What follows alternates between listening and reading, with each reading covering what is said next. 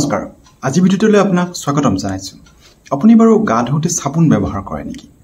যদি আপুনি গা ধুতে সাবুন ব্যৱহাৰ কৰে তেতিয়াহলে এই আজি ভিডিওটো সম্পূৰ্ণ আপোনাৰ বাবে আমি সাবুন গা ধুতে সাবুন ব্যৱহাৰ কৰা উচিত নে অনুচিত বা ইয়াৰ সুপ্ৰভাৱ আৰু কুপ্ৰভাৱ এই সম্পৰ্কে আজি আমি এই ভিডিওটোত আলোচনা কৰিম আহক আজি ভিডিওটো আমি আৰম্ভ কৰো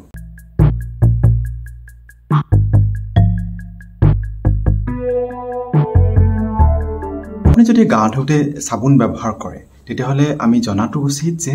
সাবুনৰ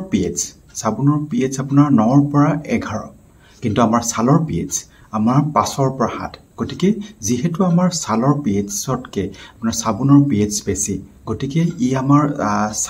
ছালত খজুৱতিৰ সৃষ্টি কৰিব পাৰে বা ছালত ইৰিটেশন কৰিব পাৰে বা ছাল আপোনাৰ শুকান বা খহটা কৰিব পাৰে গতিকে গা ধুতে সাবুন ব্যৱহাৰ কৰাটো অনুচিত অৱশ্যে যিখিনি ঠাইত আপোনাৰ যিখিনি ঠাই আপোনাৰ ইনফেকচন হোৱাৰ চান্স আছে বা যত আপোনাৰ বেছি ঘামে সেই ঠাইত আপুনি লগাব পাৰে নিমযুক্ত